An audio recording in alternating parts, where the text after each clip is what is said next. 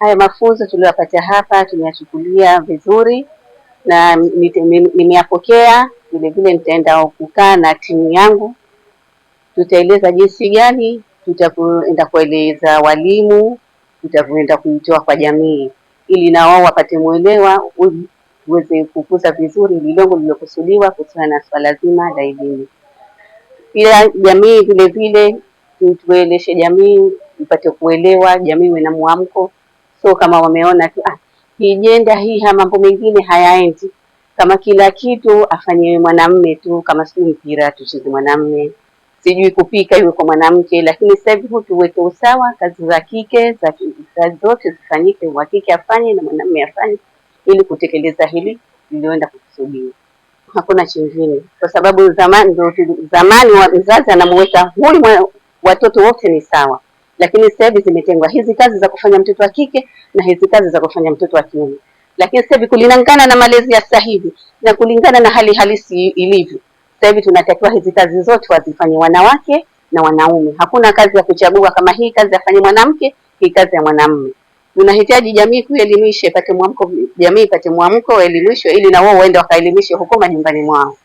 Nashukuru kwamba nimepata nafasi ya kushiriki mafunzo haya ya leo ambayo yametolewa na NGO inayoitwa FAWE, na madhumuni makubwa ya mafunzo haya ni kupata kujua gender pedagogies, kwamba tumefundishwa au kama FAWE wanataka kufanya project juu ya kumsaidia mtoto wa kike katika suala zima la masomo.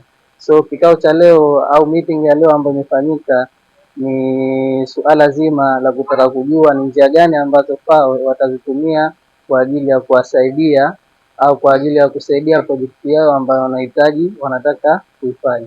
Kwa hiyo kikao cha leo kikubwa tulichojifunza ni kwamba kutoa maoni tofauti kutokana na facilitation ambayo imetolewa na mtu ambaye amefacilitate, ametoa madokezo yake pamoja na kutaka kupata maoni kwa washiriki ambao wamekuja leo kupata mafunzo ili waweze FAWE kama FAWE wapate mawazo tofauti na mchango ambao utawasaidia katika kufikisha au kufanya project hii ya kutaka kumsaidia mtoto wa kike na katika kuleta gender quality kwa upande wote wa kiume na upande wa kike. Kwa hiyo tunashukuru kwamba tumepata mafunzo mazuri na njia ambayo inatakikana kwenda kufanyika ni go ahead, ni way forward ambazo tutasaidia katika kukuza hii project kwa ajili ya kuleta maendeleo katika jamii.